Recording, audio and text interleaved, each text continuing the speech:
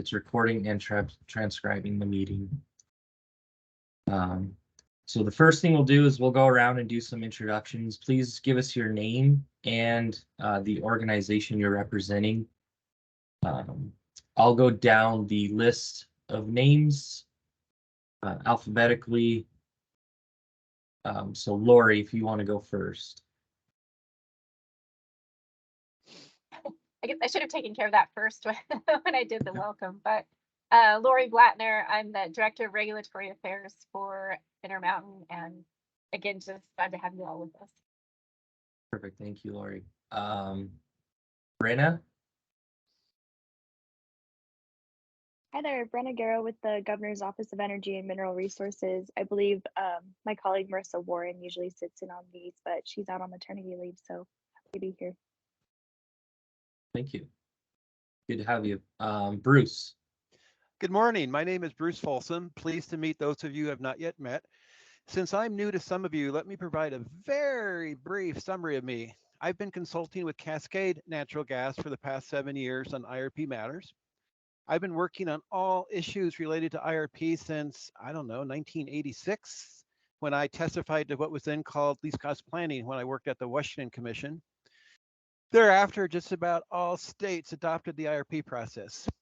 I have a long history of working with the Idaho Commission starting in 1993 when I was hired by the company now known as Avista. I worked 13 years in the regulatory department and 8 helping run their DSM programs. I'm very pleased to be working on this process, and I look forward to this meeting and upcoming meetings. Thank you. Thank you, Bruce. Yes, Bruce has been a big asset to the resource planning team here. So thank you, Bruce. Kathleen. Hi there, I'm Kathleen Campbell. I'm with Engineering Services for Montana Dakota Utility Group. And I gotta find my background. If someone can send it to me, the IGC one, I can't find it. I can Great. send it to you after the meeting. Okay, sounds good, thanks. Jenny. Hi, I'm Jenny DeBoer. I'm the resource planning economist for both Cascade and Intermountain Natural Gas, and I'll be working on this IRP. Thanks, Jenny. Nicole. Hi, I'm Nicole Jelenskog, and I'm with our industrial services group at Intermountain. Thanks, Nicole. Kevin. Hi, my name's Kevin Keat. I'm a utilities analyst at the Idaho Public Utilities Commission, and this is my 5th Intermountain Gas IRP. Awesome, thank you. Matthew.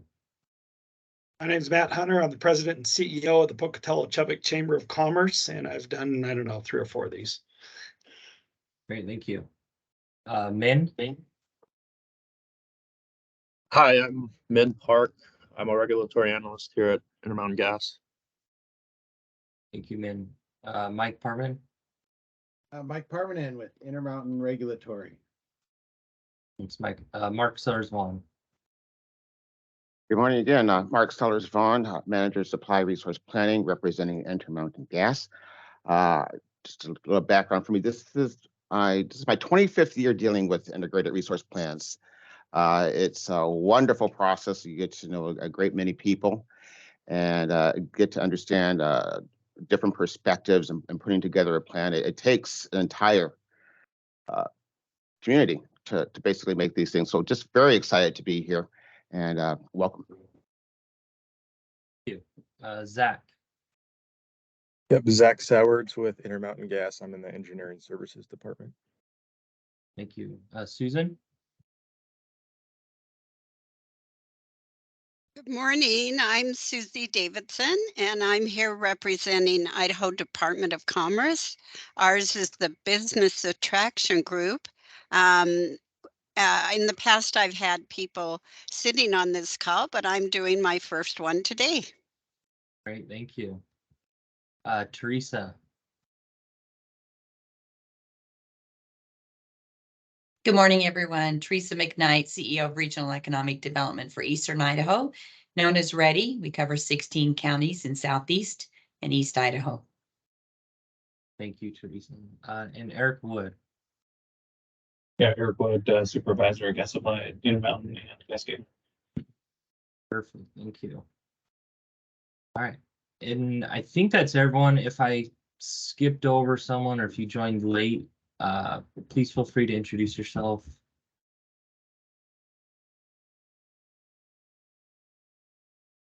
I'm not hearing anyone. I didn't see any new names, so we'll continue on. So the benefits of an IRP, the IRP is a blueprint to meet the company's firm customer demands over a 5-year forecast period. IRPs are run every 2 years, and this allows the company to gain some more historical data over the past 2 years. And then that helps feed updating the IRP process. And then we look out the next 5 years for any changes, any big changes, and just updating the models. It provides frequent updates to the projected growth on the company system, considers all available resources to meet the needs of the company's customers on a consistent and comparable basis. The IRP is a way to solicit input from stakeholders. So getting feedback from stakeholders is very important. This is an Intermountain Gas Company plan, but gathering that insight outside of the company is very helpful. So please feel free to give us feedback on the IRP. And it helps ensure Intermountain Gas Company will continue to provide reliable and safe energy service while minimizing costs. So the integrated resource plan. So this is a good diagram, a good flow chart to kind of break down the integrated resource plan. So first off, the very base of the integrated resource plan is the demand. We need to know and have a good understanding of what our demand is. That way we can go out and look for energy efficiency or any other supply and delivery resources to get that, to serve that demand in the least cost reliable way that we can. So everything highlighted in green, this is what we're going to be discussing today in the first IGRAC meeting. We'll talk about economic overview, residential and commercial customer growth, design weather, industrial demand, and then some preliminary load demand curve results.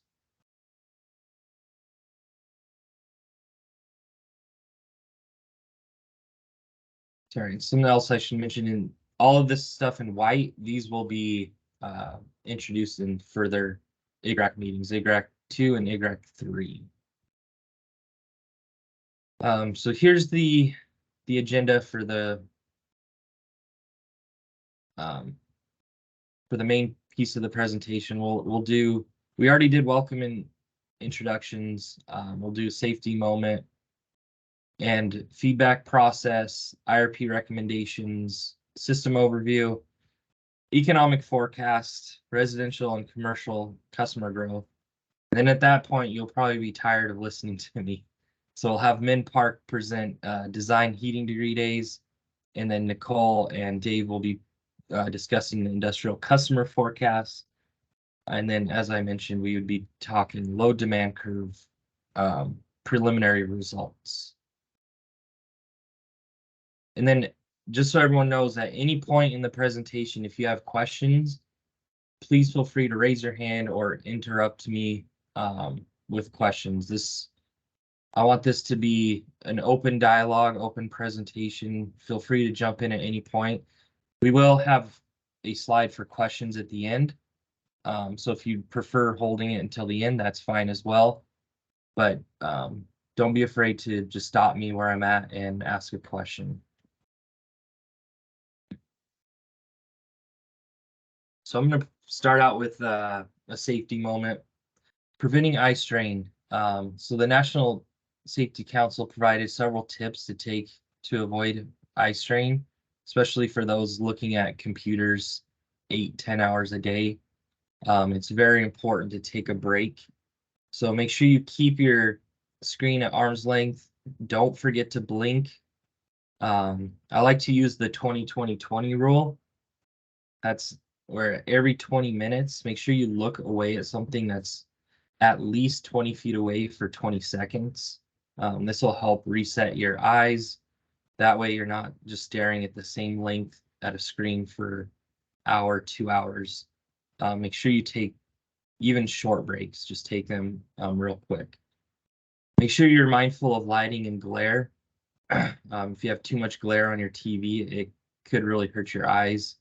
Also make sure your screen isn't too bright because that could bother your eyes and do long-term damage.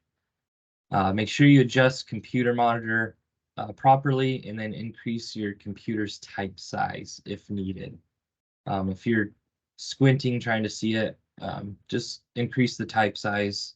That way you can, that way you're not straining your eyes.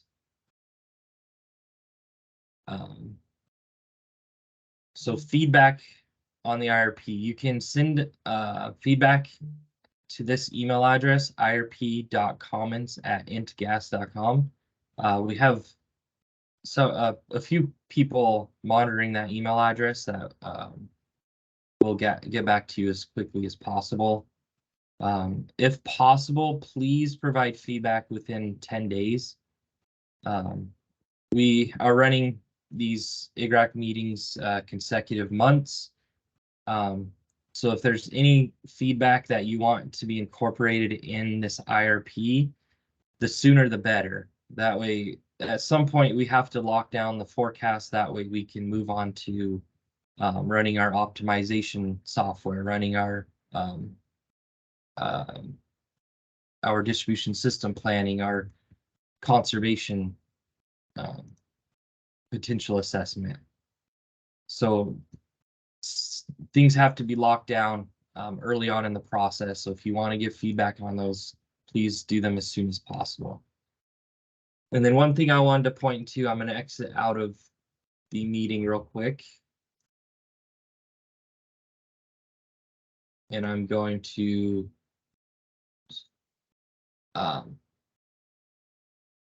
this is, for those that are not familiar, this is Intermountain's webpage. We have a dedicated webpage for the IRP now, and I will provide this. It's actually provided in the presentation, the link to it. But just so everyone knows how to get there, under rates and services, you go to rates, tariffs, and IRPs, and you'll click on that. And then off to the right down here, there's a section for integrated resource plan. And you can visit the integrated resource plan page by clicking on this link. And here's some information about the integrated resource plan. Anybody can sign up. Feel free to recommend some people. I can add them to the distribution list. And then there's also the IRP schedule. So here's the first IGRAC meeting, second IGRAC meeting, third IGRAC meeting, date, time, what we plan to discuss. After each IGRAC meeting, I will be posting underneath each meeting the recording. I will post the presentation, and I will post meeting minutes. That usually it'll take a little bit of time. It takes some time to save the meeting, and then it takes some time to submit it and have IT post it on. So usually it'll take 3 to 5 business days to get everything posted. Okay, I'll go back to the presentation. Are there any questions on that? On anything that's been discussed so far? Any questions about the IRP process itself? I'm not seeing any hands or anything in chat, so I'll continue on. So I want to touch a little bit about the 2021 IRP acknowledgement and some of the recommendations. So in final order number 35438, the commission did acknowledge Intermountain's 2021 IRP filing. With that filing, there were some recommendations for Intermountain's IRP process and moving forward in the IRPs. Staff recommended that the company quantify the effects of new building codes and the company's energy efficiency programs and incorporate estimates into its per customer usage models. I spoke with our internal building codes expert, and his update on the Idaho process is, it sounded like in 2023 legislation, they were not able to come to a conclusion on building codes changes, in that they're going to recommend continuing those conversations in the 2024 legislation period. So I don't expect any changes to building codes in 2023, but we'll definitely keep an eye on that in 2024. Something else to consider on building codes, there's a couple of ways to look at building code changes that may affect energy efficiency programs and customer usage models. So when we look at building code changes, there may be a building code that says you must use this certain efficiency moving forward, or you don't have to use, or they could roll it back. That's what we're expecting to see in the state of Idaho, is there may be some rules that are removed that require a certain efficiency. In that case, you may see customers looking at a short-term cost savings where they go out and purchase the lowest cost efficiency item. That kind of information, the customer choice information, that's going to be built into the CPA. Similarly, like we see in the state of Oregon, they have really high efficiency rules. So those are also built into the CPA that goes into the state of Oregon. Now there's other building codes that can impact, like natural gas bans that we see in the state of Washington, that you see in the state of California, although there has been a ruling that says that can't happen. So that's something that we're definitely keeping an eye on. Those kind of impacts, they could have impacts on customer counts on the per customer usage model. But if we're looking at the efficiency of the programs, most of those impacts are going to come in the CPA, which the CPA eventually goes into the load demand curves, which we'll discuss later. So that's a little bit of information on the building codes. We're definitely keeping an eye on those. I'm not sure we'll see too much of an impact in this IRP, but when they make those changes in the 2024 legislation, we'll definitely look to incorporating those. So the next bullet point, staff recommends that the company provide staff capacity and cost information as enhancement projects are completed and brought online. During IGRAC 2 and IGRAC 3, we'll be discussing the pipeline capacity and cost information for these enhancements. We'll be giving updates during the IGRAC meetings, and we'll be giving updates through the IRP itself, the narrative. Yeah. Oh, Staff right. It'll be in 3 for sure. Okay, perfect. Yep. Staff recommends the company vet future CPA results for accuracy to ensure the savings estimates and assumptions are reasonable and achievable. This is something that Intermountain is working on, and we'll be discussing further at IGRAC 2 when we talk about the CPA itself. Staff made a note that they appreciate the company incorporating model validation into this IRP, into the previous IRP, and encourages the company to continue to enhance this validation process as more AMI data becomes available. That is something that Intermountain is continuing to work on, and we'll keep enhancing that validation process.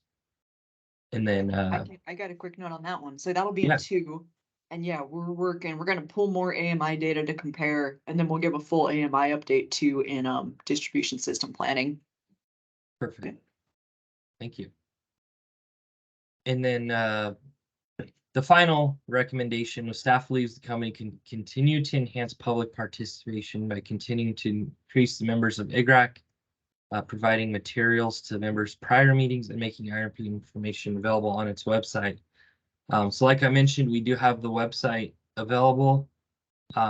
We provided the meeting materials yesterday.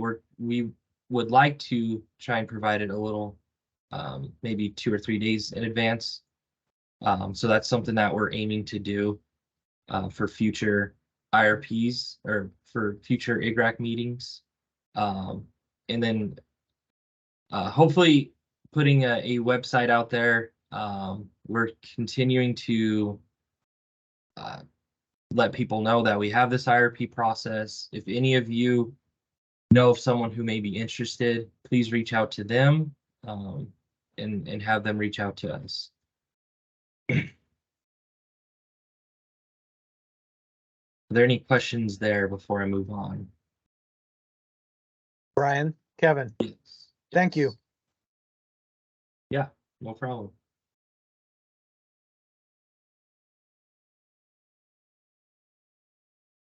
System overview. So here's I'll give a quick introduction to Intermountain for those who may not be familiar with the company itself.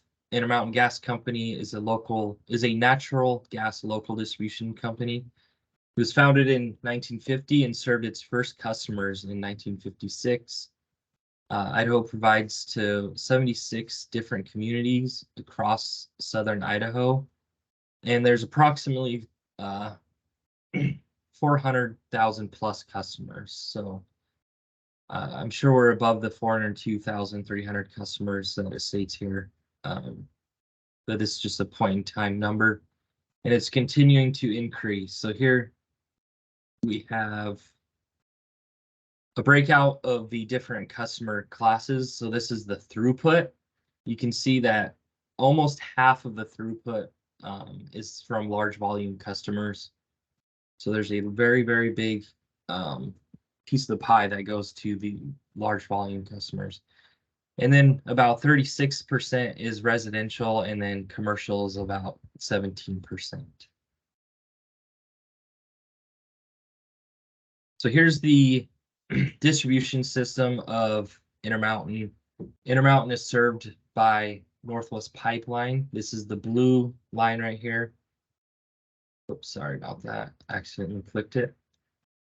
And then these red lines, these are main distribution lines that come off. The red or pinkish looking colors, those are owned by Intermountain. The blue line is owned by Northwest Pipeline. So the gas is pulled off at, we call them city gates or gate stations, and put onto our distribution system where we handle the operations of that. And the we also plan for this through the engineering team, which is what Kathleen does. Yeah, and I got a quick note. So they're basically, we call them laterals, and there are, some of them are distribution and some of them are transmission, like the one that runs up to Sun Valley, for instance, is the Sun Valley transmission line, and then the Idaho Falls lateral is a transmission line. Yeah, mix of distribution and transmission. Yes, thank you. Yeah, that's why I'm very glad we have an engineer on the call that way. If I misspeak on anything with distribution, please interrupt me and correct it. So thanks, Kathleen. So we're going to talk a little bit about areas of interest. So these are areas that we focus on in terms of modeling because they are pushing up on pressure issues. So we want to focus on those areas, and most of the AOIs, they have a lot of the customer growth areas. But the way that they're broken out, you can see State Street laterals here in western Idaho. Same with Canyon County and Central Ada. These three AOIs, they capture this area here. Then we have the Sun Valley lateral, that is this big lateral that comes up this way. And then we also have the Idaho Falls lateral.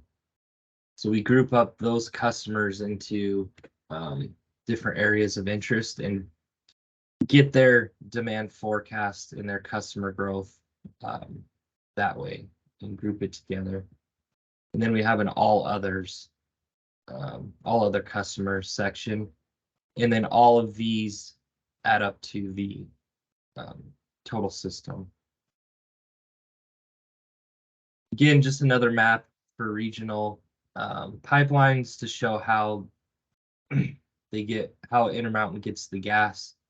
A lot of the gas comes from Canada up here in the Nova area, NGTL area, comes down on GTN, and then it's put onto Northwest Pipeline here in Stanfield, Oregon, and then it goes down. That is one way that Intermountain gets gas with the north to south, but Northwest Pipeline is bidirectional. So down here in the Opal, Wyoming gas supply area, gas is flowed up on Northwest Pipeline south to north, and Intermountain can utilize that as well to get gas to its customers.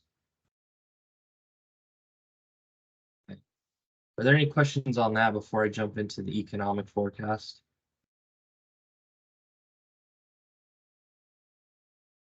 We do have a lot of time built in for questions, so if you have a question, please feel free to ask. You can also wait until after and ask questions at the end of each presentation or at the end of the entire presentation, or you can reach out with questions after the IGRAC meeting. I just wanted to remind everyone of that. Okay, I'm not seeing any questions, so I'll keep going. So as those who are familiar with Intermountain's IRP process, we used to utilize John Church for economic modeling, but with John Church looking into retirement, we're looking at transitioning into a new source for economic data. So we've looked at Woods and Pool economics. It's very similar to the information that John Church was providing, just a slightly different source. So some of the things that Woods and Pool does is they use county projections to proceed in their forecasting. So it does a very good job of looking at the county level. It forecasts out to 2050. I believe the forecast begins in 2023 for this model. They have historical data up until 2023, and then it's all projections after that.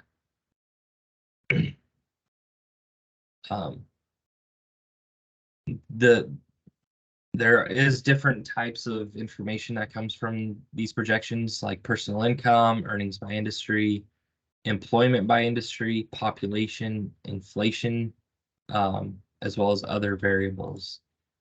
The country,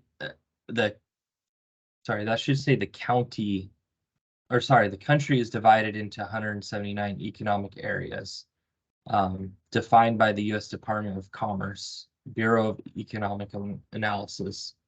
The EAs are aggregates of contiguous counties that attempt to measure cohesive economic regions in the United States.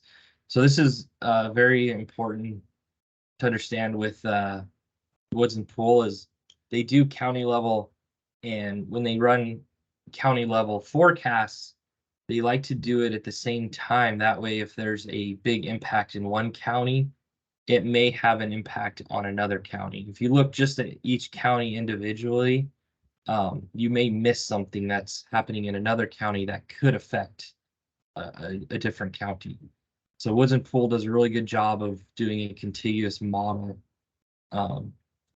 So the third stage is to project population by age, sex, and race for each EA on the basis of projected net migration rates. For stages 2 and 3, the US projection is the control total for the EA projections. And then the fourth stage replicates stages 2 and 3, except that is performed at the county level, using the EAs as the control total for the county projections. So that's a little bit of background on how Woods and Poole does their projections. And now we'll go into some key projections and key drivers.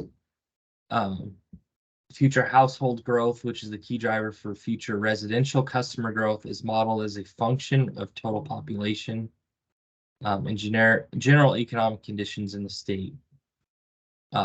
In brief, obviously, good or improving economic conditions will speed up the rate of household growth. However, worsening or declining economic conditions will slow the rate of household formation, and in turn slow the rate of household growth. So a little more information. The Great Recession of 2008 brought about a significant decline in Idaho's non-agriculture employment. From year-end 2007 through 2010, non-agriculture, I'm struggling to say the word, decreased by 7.9%, or a loss of 51,500 jobs. The effects of the recession were relatively long-lasting.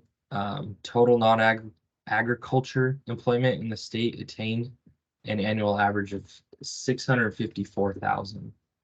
It took about 7 years until the year 2014 for non-ag employment in the state reached pre-recession levels.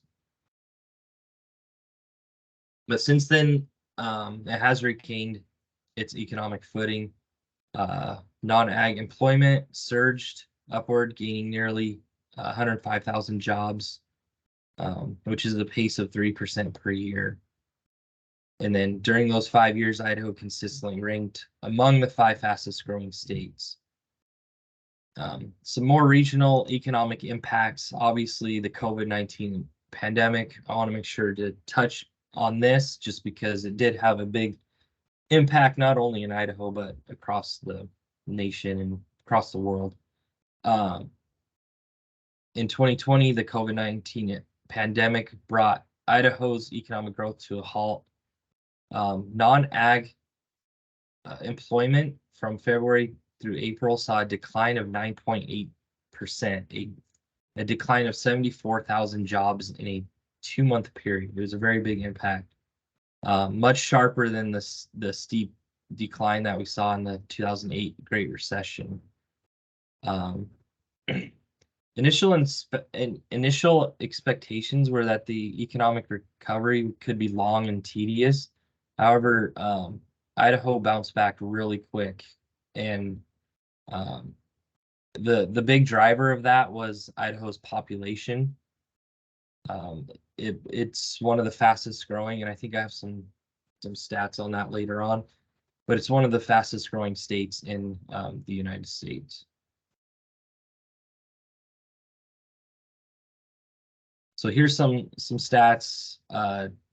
Non-ag, like I mentioned before, declined nearly 74,000 in 2 months. Construction employment in the state continued to grow, which was interesting, up 5.2% at the year of 2020, at the year in 2020, when compared to year earlier levels. Non-ag employment has since rebounded to expected levels beginning mid-2021. Total population in Idaho has increased at a robust pace since 2010. Through 2019, the Census Bureau estimates had Idaho's population increase about 219,000, which is an annual average increase of 2% over the 2010 to 2019 period. Sorry about that. These increases are overwhelmingly due to a robust in-migration to Idaho, a 2% annual average rate of population growth minus a natural population rate of 0.42% leaves an annual average population increase of 1.58% due to in-migration.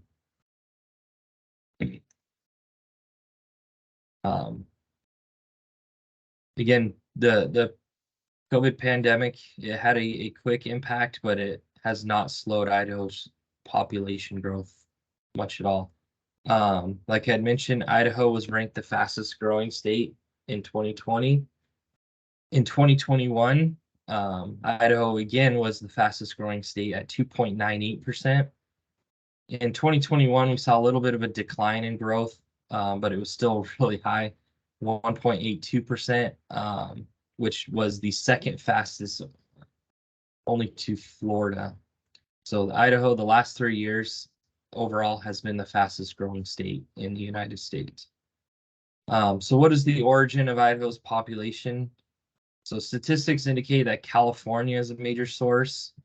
California is one of the biggest declining in population over the last 3 years. The pandemic has accelerated that pace of outmigration. I know the state of Oregon in 2021 saw a decline. Either 2021 or 2022 saw a decline. And I know Washington State is still increasing, but not at a very large rate like the state of Idaho is. The latest U.S. Census Bureau estimates California's population declining nearly 114,000 people last year. Over the last 2 years, the Census Bureau has estimated that approximately 236,000 people have left California. And I imagine that'll continue. I didn't look into forecasts of California. That's something that I'll probably take a look at. Some of the forecast projections for the state of California. The Woods and Pool that we get, it provides economic data for the state of Idaho, the state of Washington, and the state of Oregon.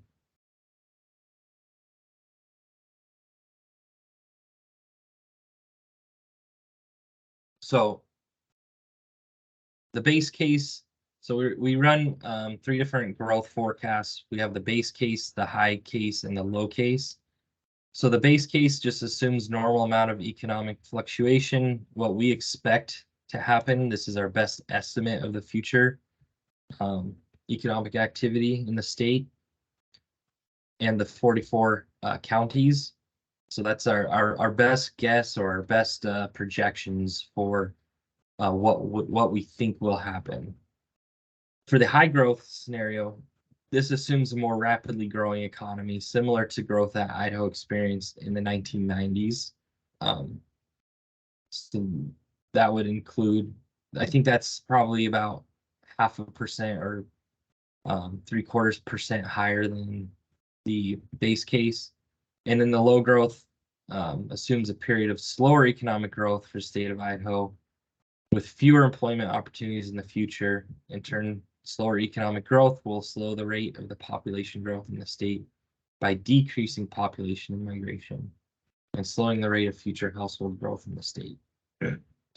So those are the 3 different types of scenarios that we have for growth.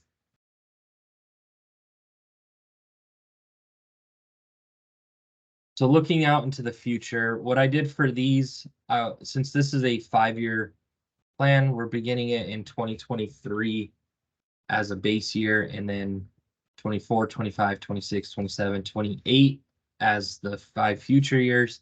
I wanted to provide data out to 2030. That way everyone can see what the economy is projected to look like over the next 7 to 8 years. So there's an expectation of increasing non-ag employment of 2.5% per year. So adding nearly 709,000 jobs to the state's payroll over those 8 years. Population growth is average. We have it projected to average 1.13% per year over the 23 to 2030 forecast. By year 2030, we expect the state population to be 2,020,700.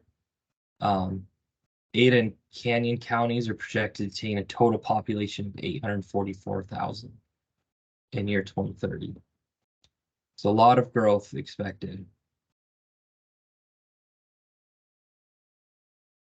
Non-agriculture employment in Idaho is expected to increase by nearly 120,000 over that 8-year period. But some industries will fare better than others. Agriculture is projected to remain pretty steady, with only gaining a modest 600 additional statewide jobs.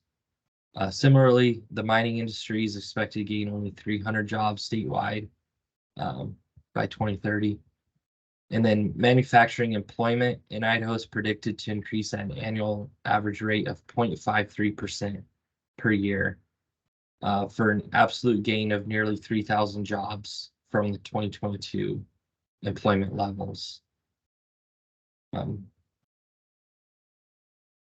So looking at the transportation, wholesale, and retail trade and utilities industry, they're expecting to post annual average employment gains of 0.94% per year, with that being about 12,700 new jobs in the state.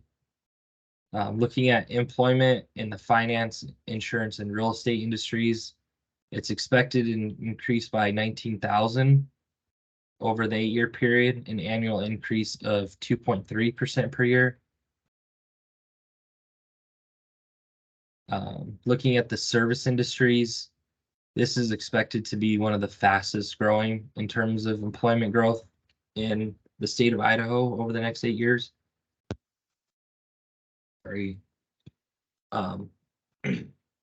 Professional and technical services category is forecast to increase about 10,600 over that time span, which is an average of 1.9% per year. Education and health services employment in the state is forecast to increase by 31,360 over that time period. This being 2.8% per year.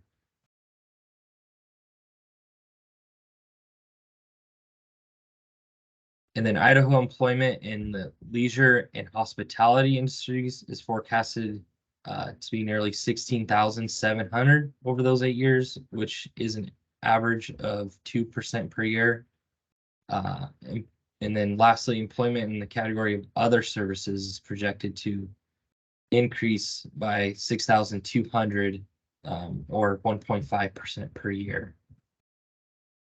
So looking at the Idaho service industry employment, it's projected to increase by 22,900 over the time period, which is 60.6% of the overall increase in non-ag employment in the state over the forecast period.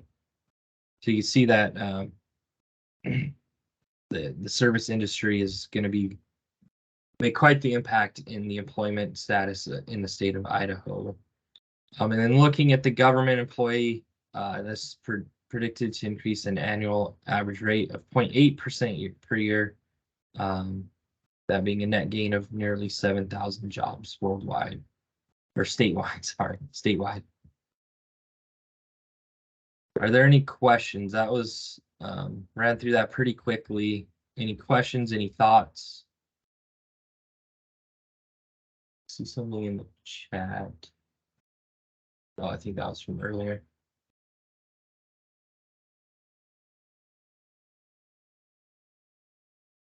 Are there any questions?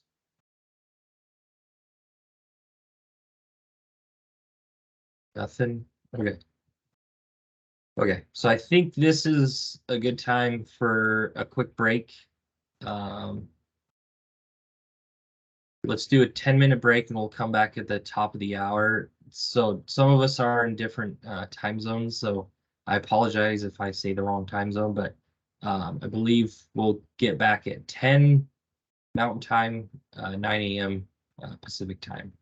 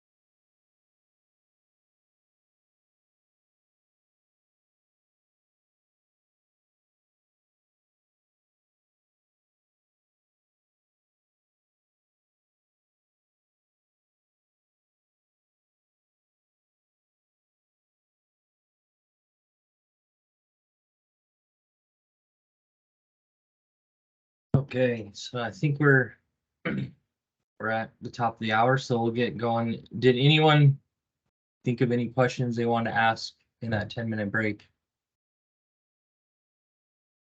No, I will keep on going. All right, so now I'm going to talk a little bit about the residential and commercial customer growth forecast. Just a reminder, this is what we're looking at for forecasting. Here's the different counties. We do forecast at the county level using that Woods and Pool data. And so we gather the customer count data by the different counties. Just so everyone can see all the different counties that serve Intermountain customers.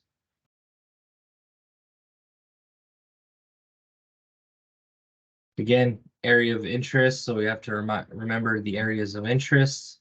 They are usually utilizing portions of different counties that we have to consider, and we'll talk a little bit about how this allocation is done. You can see the Sun Valley lateral. It includes Blaine, Lincoln. The Idaho Falls lateral includes 5 different counties. So we have to keep that into consideration when we're looking at these county forecasts and combining them later on. So how do we incorporate this? We use the population, since the population data is fed by a lot of the information that Woods and Pool takes. Same with the employment. We take overall employment data and we load this into our customer forecast model with R. R is a statistical analysis software that we utilize. And we have code that takes all of this data. You can see all the different counties, all the different years. So this goes all the way out to 2050 for every county, and it has different information. We also have to import historical actual customer counts. Again, showing those same counties, and then we incorporate it by month. So you can see here's the historical customer count over time for each month. Brian? We have this. Yeah, go ahead. Kevin. So how are you defining a customer? Is that a billing or a meter, or what definition? Yeah, I would say that it's the premise, the number of premises. I would say I believe it's the meter. Thank But you. I can, yeah, think it's I the can double account. check on that and make sure. Did someone, I Yeah, think someone that- else? Oh, go ahead if someone else. That Brian's correct. It is it's based on meter, so we try to tie it as closely as possible to the way our rates are designed, so that the customer charge matches up with our definition of meter or of a customer. Yeah, you can think of it as like a unique customer ID. It has to do with like how our CMM data all ties together. That's like the data tie for us. And we have to be a little bit careful on CCMB, our customer system, versus CMM. Oh, you're correct. Yeah, I meant CC and B. Okay. We pull it in CMM, but I confused them. So I'll just explain. CMM is for synergy modeling, it's our customer management module. So that's how we get the data from CC and B. In fact, kind of feed it into synergy, which we'll cover that in IGRAC 2. That'll be in distribution system modeling. But yeah, CC and B is just our customer management system, I guess.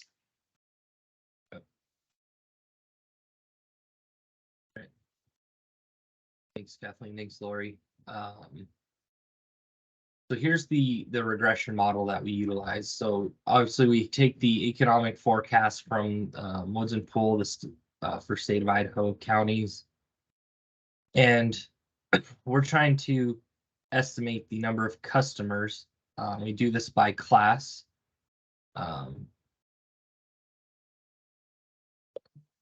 We have CG because the C was already taken.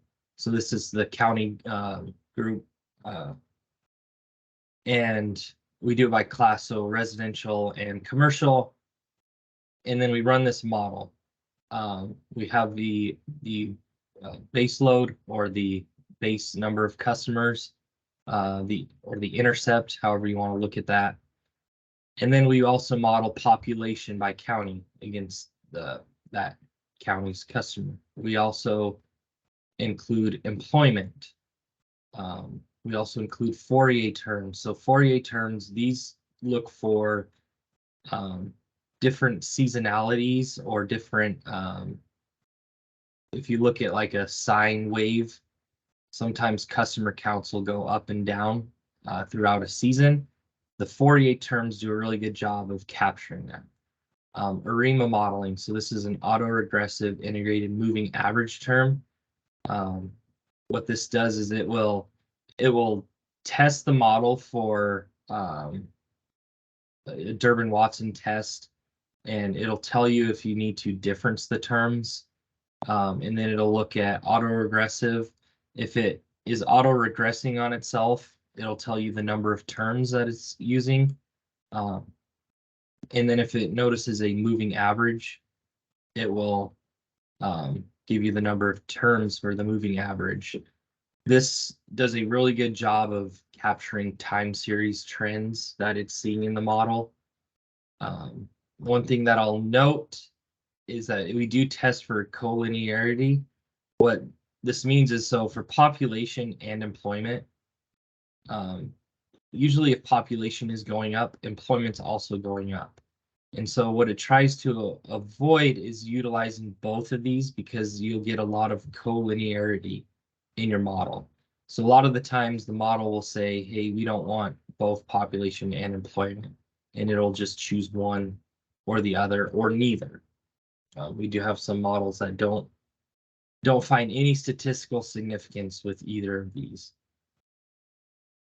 What we do is we start with a linear model, just a very basic linear model. Then we look at dynamic linear regressions, where we include the Fourier terms and the IRP models, as well as the population employment. Some models are naive models. What this means is that we just can't get a good statistical analysis to build on a model. Usually this is small number of customers at a county where their growth is very tiny, or it goes up and then down, up and down. Makes it difficult for us to build an actual economic model off of it. So we'll just gather historical trends and just continue pushing that forward. And then obviously we have the boots on the ground. We want to make sure that what we are modeling here makes sense. We want to make sure that if we're seeing something weird in the forecast, if our forecast just goes straight up with a lot of growth, we want to make sure that we have an understanding of that. We can reach out to people within Intermountain and say, hey, does this make sense? And they'll say, yeah, we're expecting a lot of growth there, or no, we're not expecting a lot of growth. You may want to relook at your model. So we did do this on the commercial side in the previous IRP. So I wanted to take a look at how did that model do in terms of forecasting versus actuals. So this blue line here, this is additional customers from our previous IRP commercial forecast. And that's what this blue line is. That's the forecast from the previous IRP. The light blue, these are the actuals. So this is how it actually trended compared to the forecast. One thing that I noticed outside of this we'll need to double check to make sure that's accurate. But one thing I noticed that it kind of missed in this May, June area. So that's something I'm going to keep an eye on. We may need to tweak our model if it continues. I'd like to gather more information. But for the most part, the forecasts actually did really well. We're very happy with it. We'll just have to, we'll keep taking a look at these models and improving them as we go along. Additional customers. So this was additional customers. This is total customers. Sorry, that label is off. So you could see, because it under forecasted a little bit here, it's starting out a little low, but it does trend really well with it. It keeps that same pattern. And then it spreads out again because of this. And then it gets really close because of this big drop in actuals. So that's kind of a look. I wouldn't put I don't put 100% stock into these results, but it's also good to look at these as like a backcast, or how is our model actually faring against actuals. We don't want to make too big of a jump if it's off in a couple areas. We'd like to gather some more data before adjusting the model. So here's what our model does. It pops out. So up until this gray line, these are actuals. So these are Ada County total customer actuals for residential. After this gray line, this is where the forecast comes in. It used a dynamic linear regression model utilizing population. So it really liked using population to forecast this. It found statistical significance in using population. When it says dynamic, that means it also used Fourier and ARIMA terms. Here on the commercial side, it liked using the ARIMA model only. That means that it didn't really find statistical significance with employment data or population. This is something that we may look into more in future IRPs as we try to improve our models. We're always looking to improve our models. If there's any suggestions from someone, please feel free to say, hey, you should try this. We're always open to improving our models and adjusting them. Ada County, this is one of our bigger counties. That's why I wanted to show it. On the next slide, I'm showing one of the smaller counties. And you can see that the smaller counties are a little trickier to model. So you can see the residential, it liked the ARIMA only model. It has seen a lot of growth recently, so it feels like this is a trend that's going to continue in this area. So it has a lot of growth here. And I'm not even going to try and say the county. I'll probably butcher it. But here we have a dynamic linear regression model, and it actually found some statistical significance with employment. So it used the dynamic linear regression model. The model thinks that it's very hard to determine what is causing these big jumps, but over time it does see a slight increase. So there's some that we're keeping an eye on. These are very tricky to model when they're kind of jumpy like this, but that's something that we're definitely looking at. A lot of these models came out very statistical significant. We really like the way that it forecasted in the previous IRP. So we look forward to monitoring these models, especially on the residential side, since this is a new way on the residential side, just to test the accuracy and continue to improve the model. So again, areas of interest, I'm going to jump into the area of interest results. But I just want to remind everyone what those were. State Street here, Central Ada, Canyon County, Sun Valley Lateral, Idaho Falls, and all other in the gray. So here you can see Canyon County residential forecast. When we take, so what we do is we take all those counties or all the, sorry. If I go back to here, we take Canyon County because that's the only one. But for example, Sun Valley lateral, this would be a combination of all of Blaine and Lincoln. So that's how those come together. Canyon County is just Canyon County. But here are the results. You can see that the model thinks that growth is going to continue about at the same pace. And then we also attach the high and low growth as well. So if something happens in the economy that slows down growth, we can capture that on the low growth side. And then on the high growth side, if Canyon County just continues to boom higher than expected, we want to make sure we capture that. These lines look pretty small, but that's because of the axis. If I would zoom in a little bit further, they'd spread out. I believe the difference is probably about 2,000 to 3,000 customers in total. So it's a pretty big gap. For example, the commercial side, you're looking at a gap of probably about 500 customers here. So in looking at these graphs, I tried to minimize the axis so it showed that spread a little more, but some of these are a little bit difficult when they have a lot of growth. So that's Canyon County. We're looking at about 57,000 customers on the residential side, growing up to about 77,000 customers. So quite a bit of growth.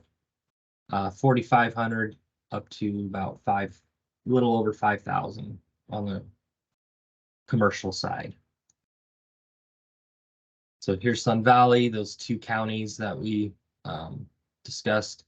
So here there's a lot of growth, and you can see the seasonality of customer growth. And that's what our models do a really good job of capturing, that seasonality. Similarly here, it catches the seasonality. It even catches these little bumps that we notice. So the Sun Valley commercial, a little bit of growth, nothing crazy, but we do have the high and low growth to capture any variance. About 11,500 on the residential side, going up just under 13,000 total customers. All right, is there a question? Brian, this is Kevin. I was going to ask, in the Sun Valley residential, does that include snow melt? And if it does that contribute to the seasonality? I can answer this one. So it does yeah, not. We like keep snow melt separate meters, and if there's any issues, they'd be shut off. Right, because they're interruptible. Yeah. Yes. For Okay, Idaho. thank you.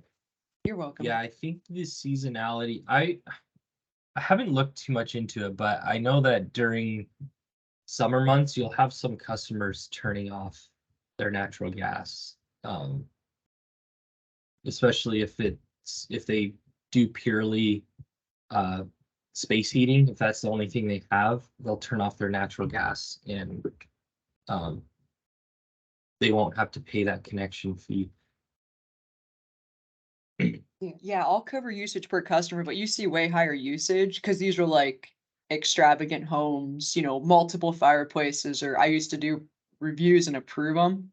And a lot of them are even like our CLS load. Like some of them are we call those for loads over 2,500 CFH. So some of these homes are, almost like a commercial, they're so big, 10,000 square feet, like just huge appliances. So they're a little special. Yeah, and this is just customer count here. Yeah. So moving on to Idaho Falls, again, about 55,000 customers currently, growing up to about a little over 65,000, so an increase of 11 to 12,000 customers. About 6,500 commercial customers, growing up to about 7,600. So about 1,000 customer addition there on the commercial side. So like I had mentioned, we'll go back to this slide. The north of State Street and Central Ada areas, their areas of interest are kind of unique because they cut into different areas.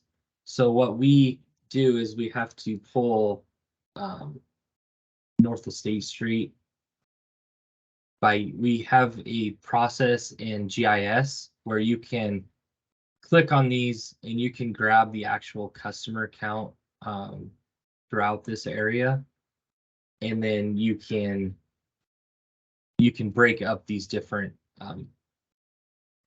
counties into the area of interest that they're supposed to go.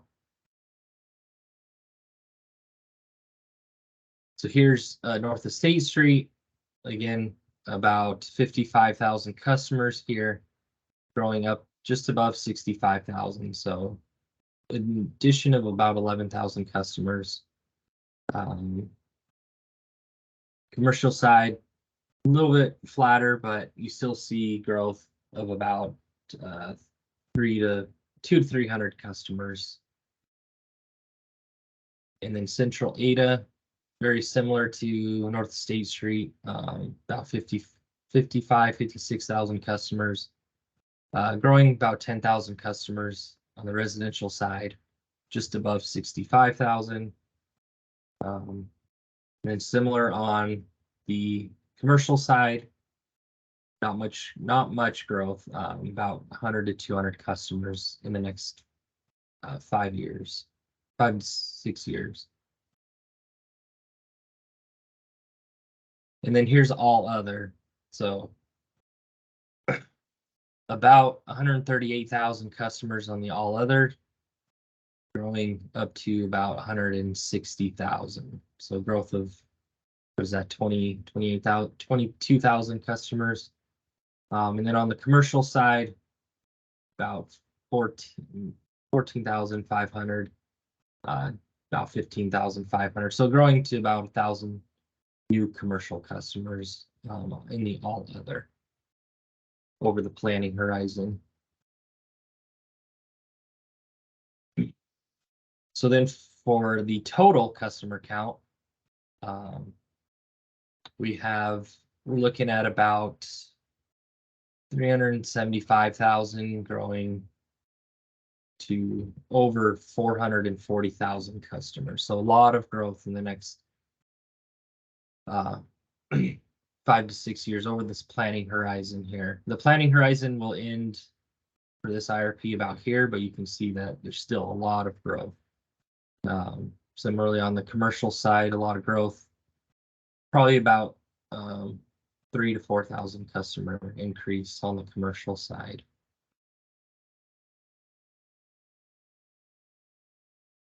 So are there any questions on the customer growth forecast?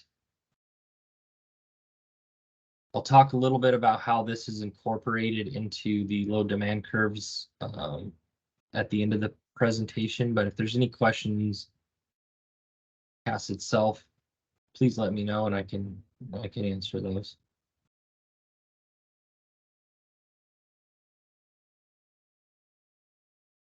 I'm not seeing any questions, so I will pass it over to our next presenter. So take a break from listening to me for a while. All right, Min. All right, thank you, Brian. Yep. I requested control. Oh, gotcha. All right, hi everyone. My name's Min Park, and I'm gonna be going over heating degree days and design weather. Before I start, I just want to mention that we're using the same method from the past. So for some of you, this is probably going to be a refresher. So weather, the reason we discuss weather when it comes to HDDs and design weather is it's a very important driver for commercial and residential demand. In terms of weather factors, there's a multitude of them, such as humidity, atmospheric pressure, among others. And for us, we look specifically at one mechanism, and that's temperature. And the reason for that is temperature is pretty straightforward in determining gas usage. And it's pretty closely tied to the gas usage for both commercial and residential. Weather as a whole is pretty hard to predict. And for that reason, we have two different scenarios for the IRP, and that's normal heating degree days and design heating degree days.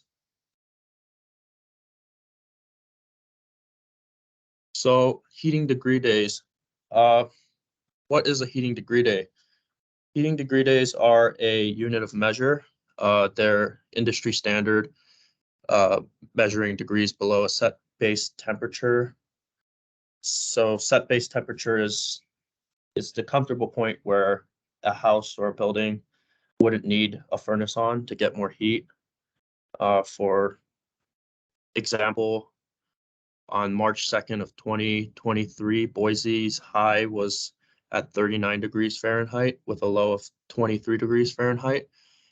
With that comes out to an average of 31 degrees Fahrenheit, and we would subtract that 31 degrees from 65 degrees, which was our set base temperature, which would give us the 34 heating degree days. So another way to think about this would be we would need to overcome roughly 34 heating degree days to get the building up to the equilibrium of 65 degrees. And just a simple way to look at it is the higher the heating degree day is, the colder the weather is. And if I can, all right, there we go. And normal heating degree days. So normal heating degree days is useful for us as a benchmark for the IRP. It's the typical heating degree days you would see throughout the year, and it's so it's good for long-term conditioned expectations. The calculation for normal heating degree days is pretty straightforward. We use a 30-year rolling average of daily mean temperatures. So an example would be for like May 2nd, which today's May 2nd, you would take the last 30 May 2nds from 1993 to 2022 to come up with the average. And that number is 12 heating degree days. And we do that for every day of the year to come up with a full calendar of normal days to model typical conditions. And this is what that would look like summed up by months. In short, this is what we model the normal scenarios to look like for entire months.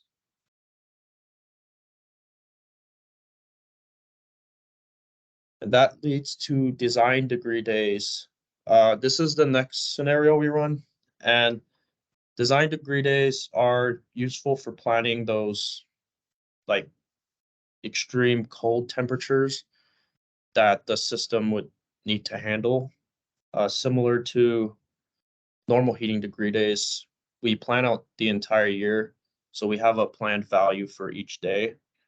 The calculation for this is a little bit different though. We start by modeling the peak day, which is the absolute coldest temperature that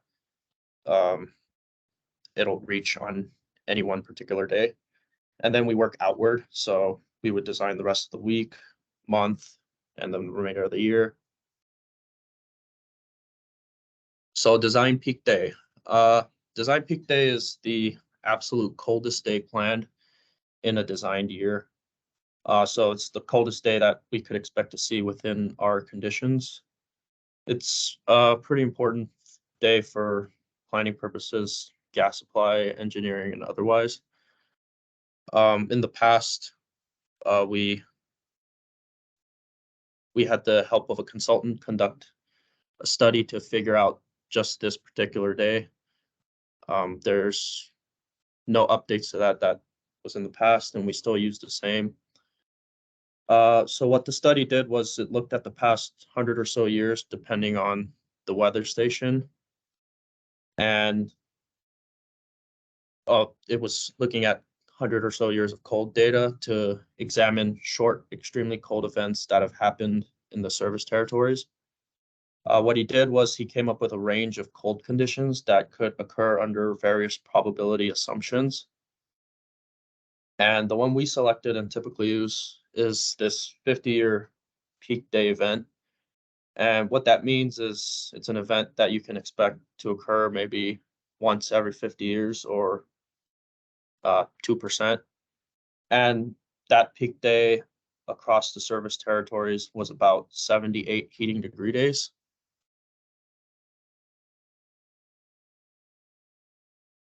And that leads to peak 5-day design.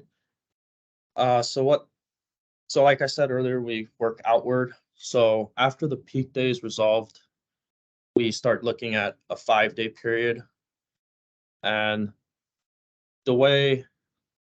so from the climatologist's analysis, sometimes there's a peak day where it's just one extreme cold day, and then it goes back to like regular standard normal temperatures the next. Sometimes it lasts for a few days if we have a long cold front. So what we do is we plan for a 5-day period where it's extremely cold. We use actual temperatures for this, modeled after the actual coldest recorded 5 consecutive days in the last 50 years. So we would use the first day and then the last 3 days of that period, and then we would place the peak day as day 2 of that model. So that would look like this. So this is what that looks like in degrees Fahrenheit. We model them in heating degree days, but so this is an actual 5-day cold period from December 21st of 1990 to December 25th of 1990. And these are the actual temperatures from that period. And you can see that the peak day is placed as the second of these days. So Tuesday or whatever that day is the coldest. And peak month design. So we continue to work outward after those 5 days are designed. We design the rest of the month based on the actual coldest recorded month in the last 50 years. And that would be December of 1985. The actual temperatures for that are shown on the chart.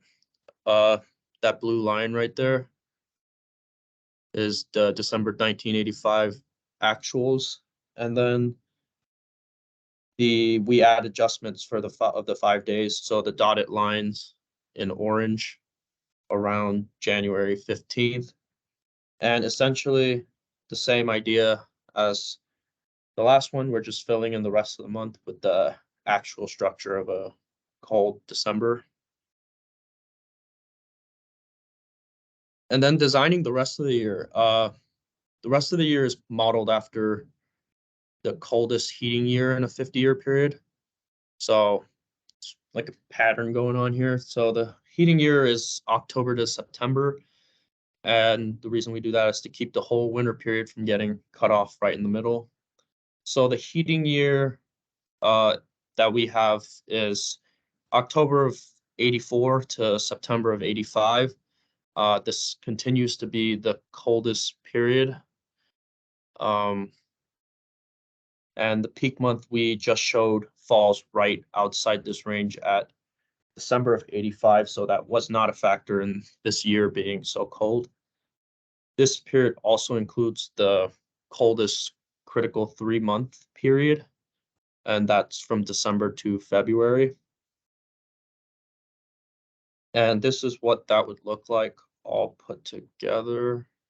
So this degree day graph, the red dotted line is the normal degree days that we showed earlier, with the gray dotted line is the 1985 actual heating year, and the design year is the black solid line with the January adjustments being made.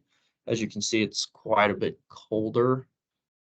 And yeah, this is the process we have. We have numbers for every single day throughout the year, summed by months for simplicity's sake, but we do track every day and period separately. So what we're trying to do is we're trying to design for something that could feasibly happen, and we just want to be prepared for the worst case scenario. That leads into areas of interest. So the service territory as a whole is very diverse. The numbers shown before, they're a weighted average, but we see fairly different peaks throughout each region. For example, it gets quite a bit colder in Rexburg than it does in like Boise or Caldwell. However, the process we discussed is done for each individual weather station. We model it the same way and it's shaped the same way. And the actual timing of these cold events are fairly similar. It's just the magnitude of the events we like to track separately, just because they entail separate gas supply and engineering challenges. We want it to be as localized as possible. And that leads into this last slide. These are the 7 weather stations. So we use, yeah, it's showing all the weather stations. We use 7 of them to model the entire service territory. So these, as you can see, we have Twin Falls, Sun Valley, Pocatello. So what we do is for the weighted numbers, we weight the weather based on number of customers that are close by to each weather station. And yeah, that concludes that. If anyone has any questions.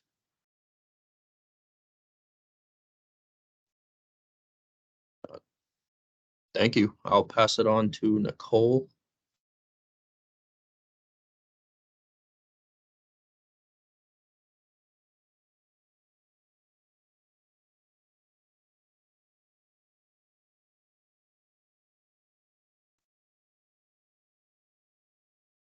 Hi.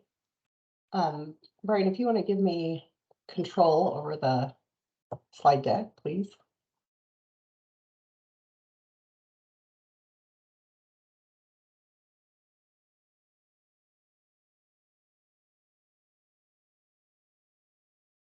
Yes, sorry. For whatever reason, when Min took control, it made it so I couldn't move my mouse at all. I just requested again. Let's see if that one goes through. There we go. Ta-da. All right.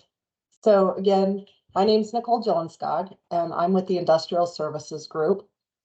First, I'd like to briefly touch base on what is a large volume customer, how big a portion of IGC's portfolio does LV customers make up, what does it take to become an LV customer, and who are our current LV customers. Second, I'll touch on our forecasting techniques for the IRP and what our results were for a base case, high growth and low growth scenario. So currently, IGC has about 149 large volume customers. And although that's well below 1% of total customers, the LV customers make up about 47% of therm throughput, made up 47% of therm throughput in 2022. There's a mix of true industrial customers, as well as commercial customers such as hospitals or universities. This group as a whole is not as weather dependent as, say, residential, and has a fairly high load factor.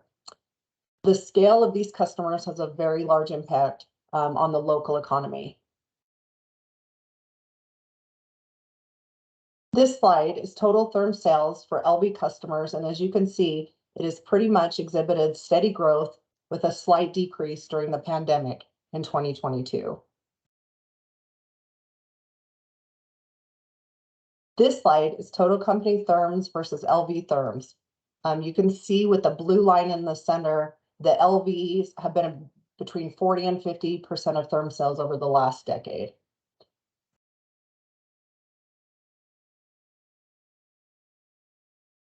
To qualify as a large volume customer, the customer must sign a contract and use more than 200,000 therms per year. They must elect one of three tariffs, the LV1 rate schedule, where they're purchasing the molecule from IGC, or the T3 interruptible or T4 firm rate schedules that are transport only. Contracts specify maximum daily firm quality, or MDFQ, and are site specific. We can have multiple contracts with the same customer who have locations throughout our service territory. If the customer has multiple meters at the same location, they may be eligible for combined billing at the specific geographic location. Here's a breakdown by rate class. And as you can see, T4 is by far the largest group by both customer and total therm use.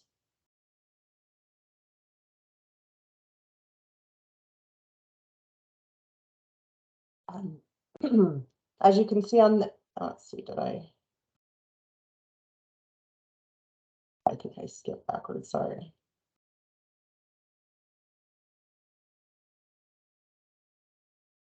Oh.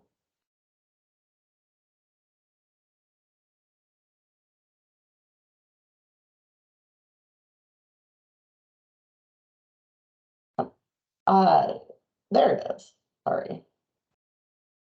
I lost the little part down below that lets you know where you're at.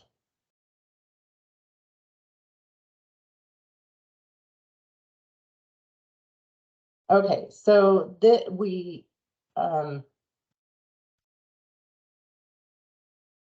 okay, now moving, I guess we'll just move on to the forecasting techniques that we use.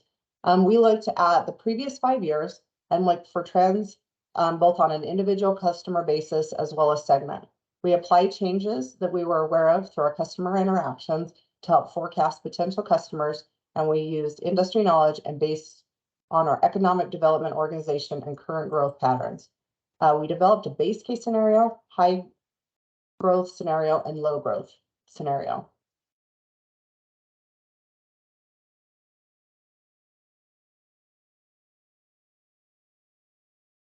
So we use this similar approach when we're developing our internal budgets.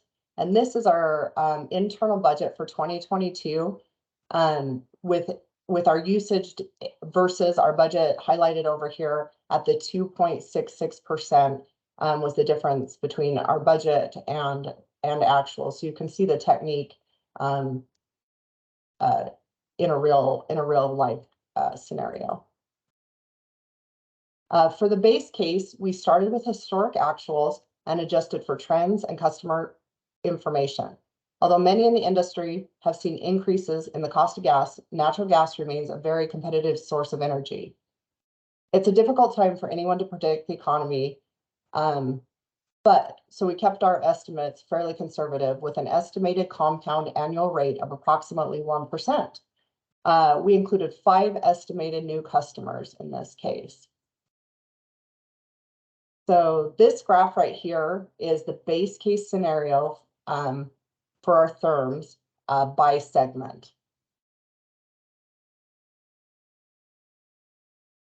Next, the high growth case starts with the base case and assumes natural gas prices remain relatively low. Inflation continues to dial down and the economy in general holds, and Idaho experiences continued growth in IGC service territory.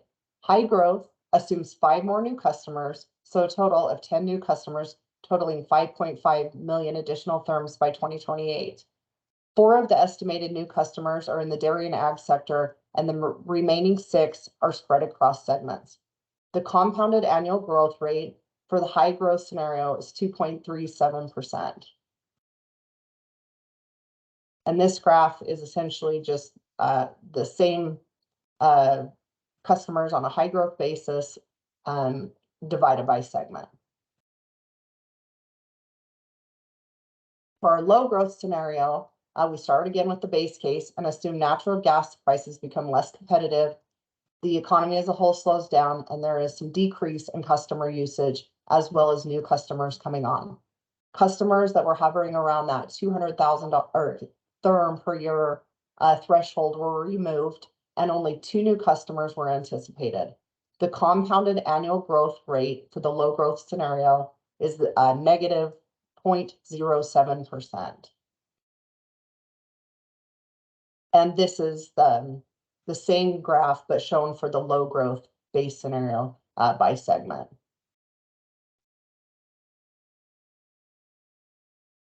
This is a look at the scenarios over the projected 5 years. And as you can see, the base and high growth scenarios increase, although at a different pace, and the low growth slightly decreases. This is the same data, just shown a different way. And as you can see, even between the scenarios, it's not a vastly different outcome.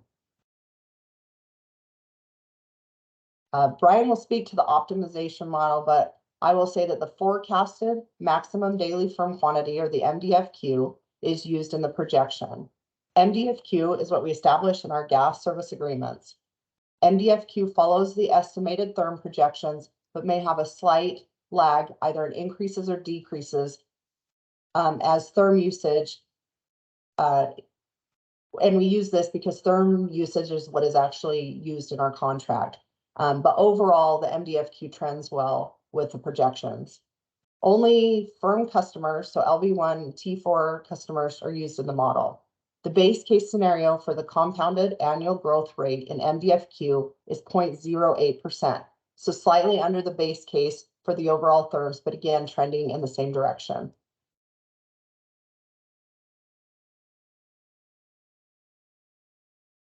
And this last graph that I have here is the MDFQ base case scenario by segment. So very similar to the base case by therm. Right. And so if you have any questions, and if not, I will turn it back over to Brian. Nicole? Mm-hmm.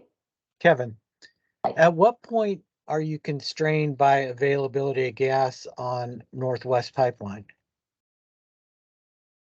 I'll probably turn that one over. And if not, I will have to follow up on that piece. Yeah, this is Brian. We'll be talking about the upstream pipeline optimization at probably an IGRAC 3 meeting. So we'll have a discussion there. Okay, works for me. Thank you. Yeah. Hey, Kevin, this is Dave. Just a reminder that the vast majority of the industrial or large volume customer sales are T3 and T4 transportation, and Intermountain is not responsible for their upstream supply of gas. We receive their delivered supplies at our various city gates and redeliver it from on our system to their meters. But the vast majority of those therm sales, the gas supply for those therm sales are the responsibility of the customer and or their marketer. Great. Thanks, Dave. Great clarification. And I got something real quick. So my general understanding is that we're not constrained because Williams feeds both directions, that Williams is not constrained for Intermountain gas. I know there's some parts in Cascades territories that have constraints, like around the Seattle area. So like northwest Washington, there's constraints on Williams. Which is actually why we've tied into another pipeline up there. But yeah, in general, I think the Williams I haven't heard of restraints on for Idaho. Sorry, this is Mark. They haven't had any notable constraints, but they're bidirectionally. Historically, Intermountain is situated so that it's basically neutral to that bidirectional flow on Northwest Pipeline, the displacement of south to north. Northwest Pipeline recently indicated that they've been seeing some tightening in that area, and they've been using more storage to physically serve Idaho. But again, that's something that happens on a rare basis. That there's any concerns about that, and certainly nothing that's really has impacted Intermountain to any major degree.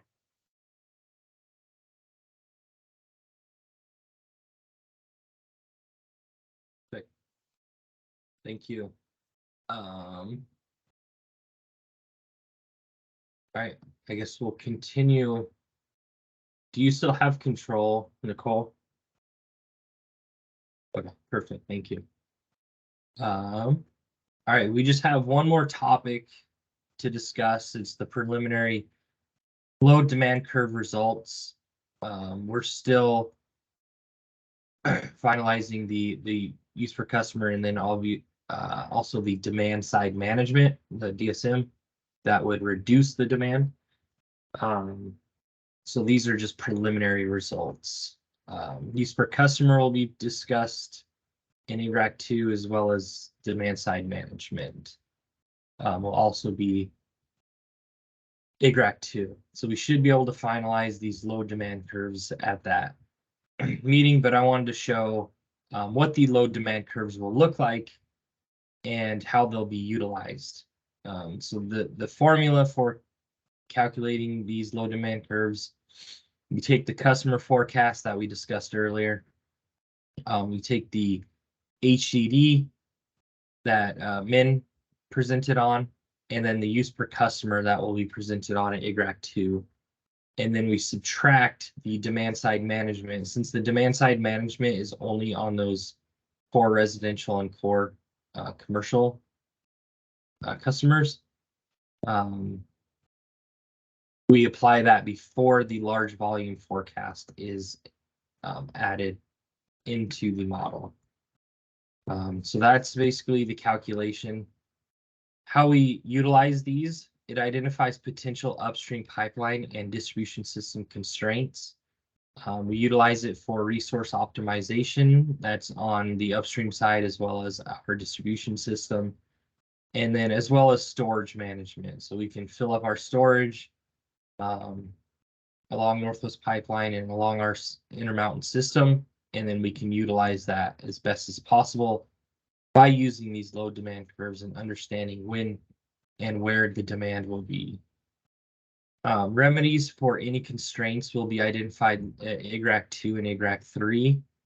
One thing I want to note, and this is what Dave was referring to, we have our firm customers on our distribution system, and then we have our firm customers that are in our bundled rates, where we go out and purchase the upstream transportation for them.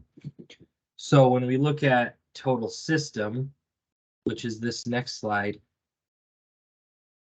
this total company number, what we're concerned about for the upstream is those that we purchase capacity for.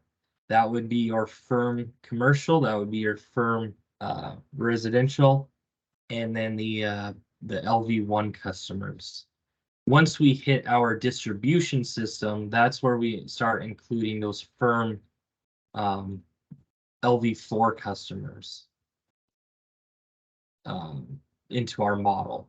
So if you add up all of the different areas of interest demand, it will be slightly different from what we model in our total company for upstream optimization. Just because there's that difference, we don't go out and purchase the LV4 and the LV3. We don't go and purchase their gas and transport their gas. They handle that. Once it hits our distribution system, then that LV4 becomes firm. So you can see here, this is our load demand curve. Obviously, when it's warmer weather in the summer months, this is where you have your base load. There's not much space heating which space heating is a very, very big component to natural gas usage in the state of Idaho. As we get into some colder months, you can see demand is increasing. And then we have that built-in peak event. So if we have a really, really cold event, this is based on design, weather, and expected customers. Here in, we put the peak, the highest event on January 15th. This is where it was historically. And it also, January 15th is a very good time period to put it because it comes a little later in the winter process. So you have some storage that's depleted, and you also need to still plan for the remainder of the winter. So it utilizes that storage facility at a good point. And you can see that for total company, for our upstream modeling, we're looking at about 5 million therms. And we'll discuss some of that optimization, where that gas is coming from, what the transport contracts look like on Northwest Pipeline, on GTN, at IGRAC 3. So there will be a lot more discussion on that. Once we include those, you'll see, let's say that we have 5 million therms of capacity. Actually, let's say we have 5.2 million therms of capacity until 2024. So we would be covered, but let's say that we have some capacity that's expiring and we drop down to 4 million. Well, we have to go out and we have to figure out, should we renew that capacity? Should we look at different capacity? So we throw in a bunch of different options that we can take, and our model looks at the least cost option. And so that's what we'll be modeling for IGRAC 3. But these load demand curves, they give us a very good idea of, hey, you might have a shortfall if you don't have enough capacity. Similarly, we do it for areas of interest, but for the areas of interest, we include those the LV4 customers, the firm non-core that's firm on our distribution system. So here's Idaho Falls. You can see that we exceed 800,000 therms. And again, once we know our physical capability, we'll be able to include a line here, which we should have that after our second IGRAC meeting. You'll see a line. If it hits one of these points, that's when we know we need to do an upgrade. And we might bump it up to 1 million or whatever the upgrade bumps us up to. And then we make sure that we can cover our customers' demand on a peak event. And we'll look at different alternative options and different cost options. So we want to make sure that it's a very cost-effective upgrade for our customers. So here's Idaho Falls, peak, little over 800,000 therms, climbing just below 1 million therms at the end of the planning horizon. Here's Sun Valley, just over 200,000, getting up to about 225,000 therms. Canyon County, you're looking at just above 1 million, and it's touching 1.2 million at the end of the planning horizon. State Street, so this is north of State Street, getting about 750,000, climbing up to about 850,000 therms on a peak event. And then here's Central Ada, very similar, just above 700,000, climbing to above 800,000 at the end of the planning horizon. Are there any questions about the load demand curves? Any questions about anything else that was presented?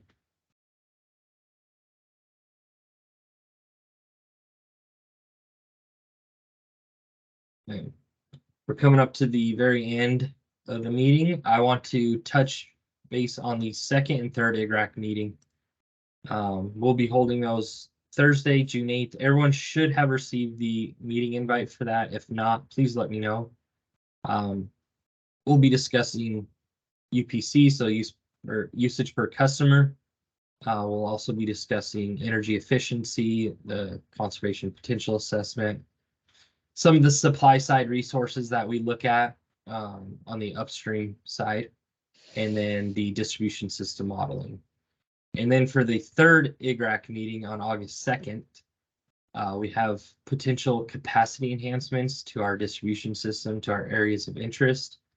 We'll talk about resource optimization, so optimizing on the upstream modeling and making sure we get the least cost capacity to our customers and storage resources. And then we'll look at planning results. So this will include any capacity enhancements as well as planning results from the optimization model, and then any other planning results that we have. Are there any questions about the remaining timeline?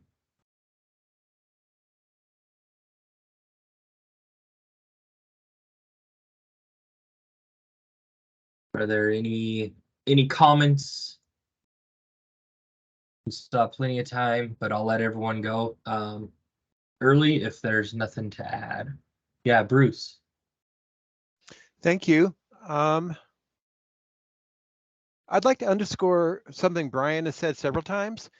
In 2016, some of us were talking about the value and importance of stakeholder input. A colleague, either famous or infamous, I'm not sure which, Devin McGreal, he used a term that really resonated in this regard. That would be analyst to analyst discussion.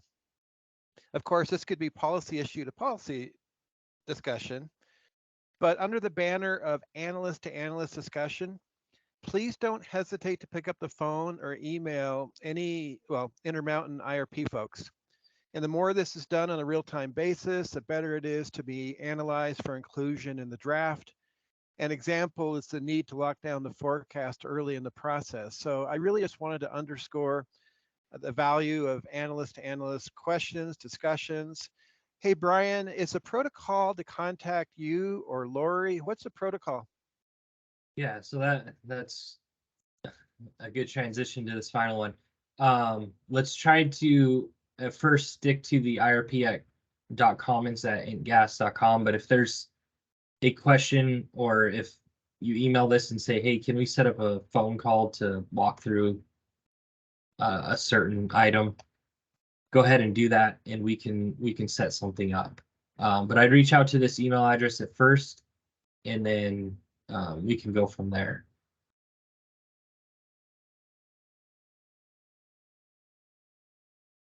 All right, thanks, Bruce. This is the final slide. So if anyone has any last comments, questions,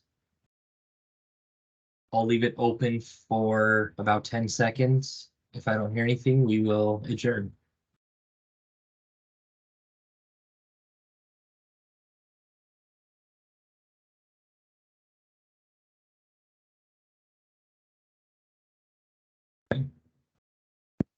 Not hearing anything, so thanks everyone for joining. Thanks for all the feedback and questions.